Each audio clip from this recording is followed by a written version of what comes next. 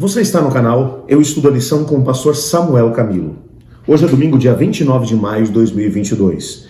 E o tema que estudaremos na nossa lição será Lutando com Deus. O texto que serve como base para o nosso estudo encontra-se em Gênesis capítulo 32, verso 10, que diz assim: Sou indigno de todas as misericórdias e de toda a fidelidade que tens usado para com teu servo. Esse texto representa o momento da virada na história de Jacó. Jacó cometeu realmente muitos erros, nós vimos isso na semana passada. Ele queria a coisa certa, ele queria a bênção de Deus, ele queria ter a oportunidade de ser um instrumento através do qual o Senhor Deus abençoaria todas as nações da terra, a promessa essa que tinha sido feita ao seu avô Abraão, que da descendência de Abraão viria o Messias. Ele queria que essa promessa se cumprisse nele. Ele estava buscando alguma coisa elevada. O objetivo da sua vida era nobre. Qual o problema? O problema é que para conseguir uma coisa nobre, ele estava usando agora armas humanas. Mentiu, enganou, roubou. O que ele queria era alguma coisa realmente boa, mas acabou utilizando as armas humanas para poder alcançar. A mesma coisa ele acabou experimentando por parte do seu sogro. O sogro o enganou, o sogro o roubou, o sogro fez pouco caso dele.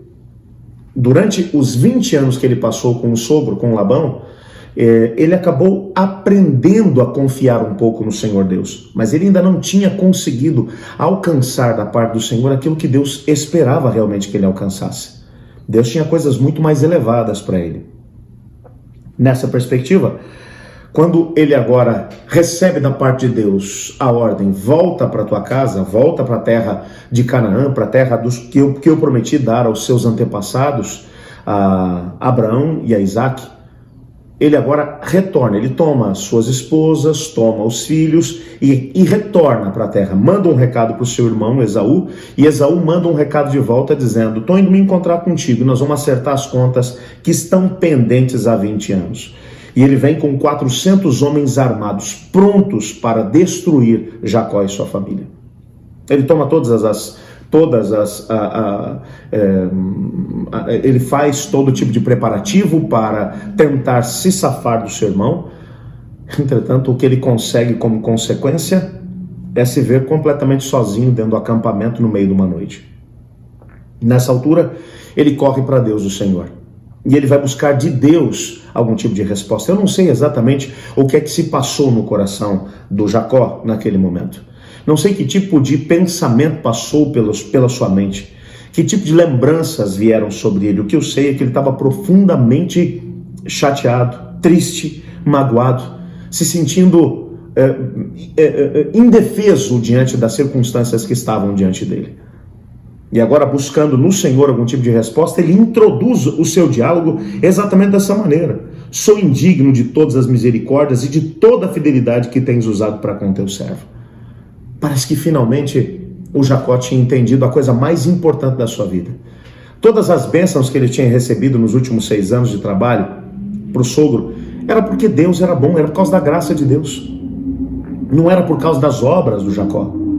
Nós às vezes colocamos uma ênfase exagerada na questão das obras. Eu preciso fazer para Deus poder me aceitar, eu preciso ser assim, eu preciso mudar de vida, eu preciso... Nada disso tem lugar quando o assunto é as obras que Deus quer efetuar em nós.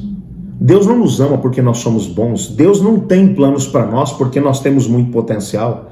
Deus nos ama porque Deus é bom. Deus nos ama porque Ele tem planos. Deus nos ama porque Ele tem poder para transformar a nossa vida miserável em algo bom. E agora parece que finalmente, depois que ele tinha olhado agora para suas esposas, para os seus filhos, vendo-os indefesos diante do exército que o seu irmão trazia contra ele mesmo, parece que finalmente ele entendeu: Senhor, eu não sou digno de nada do que o Senhor me deu. Tudo que eu recebi foi por causa da tua graça. A partir desse momento, ele se abriu para que Deus pudesse operar nele a transformação que precisava ser feita. E é nesse momento que algo tremendo vai acontecer. Ele percebe um estranho no seu acampamento. E ele entra em luta contra esse estranho. E essa luta, ela vai se estender durante toda a noite. Eu não sei a que horas que esse estranho se aproximou dele, mas o fato é que essa luta vai se estendendo e vai se intensificando conforme a noite vai passando. O fato é que quando o dia já está amanhecendo, esse estranho se dirige a ele e diz: é bom que você me deixe subir. Esse estranho toca na coxa de Jacó, que fica deslocada, e ele então agora percebe com quem que ele está falando.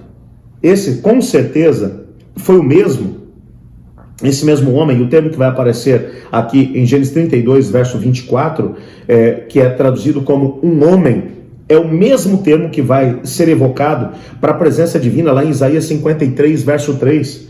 É o mesmo termo que Daniel usou para se referir ao sacerdote celestial Miguel, lá em Daniel capítulo 5. Esse é o mesmo termo que vai ser usado por Josué para descrever o príncipe do exército do Senhor, a quem ele chamou pelo próprio nome de Senhor, Yahweh, o nome eterno de Deus.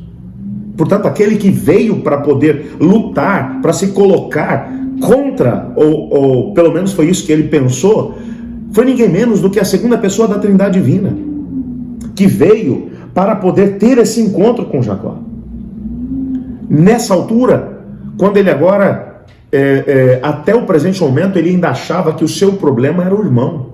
Mas naquela noite, quando ele começa a dizer para Deus: Senhor, eu sou indigno de todas as suas misericórdias, de toda a fidelidade que tens usado para com o teu servo, parece que ali, finalmente, ele entendeu que o problema que ele enfrentava não era o seu irmão. O problema, o maior inimigo que ele tinha era o Jacó, que estava dentro dele mesmo, que tomava decisões equivocadas, que o levava por caminhos de destruição e morte. Nessa altura, agora parece que ele está pronto para poder experimentar aquilo que Deus tinha para fazer na vida dele.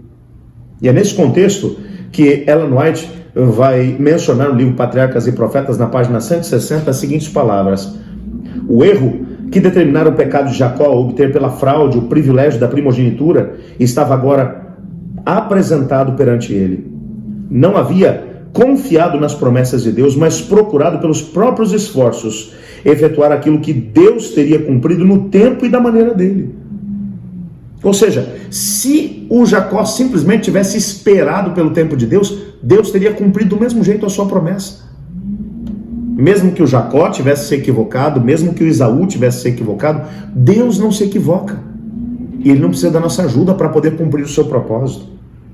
E ela então, eu acho muito interessante aqui, o último parágrafo que vai aparecer aqui na lição, que diz assim: a evidência de que ele havia sido perdoado foi a mudança do seu nome, de uma lembrança do seu pecado para um nome que celebrava a sua vitória.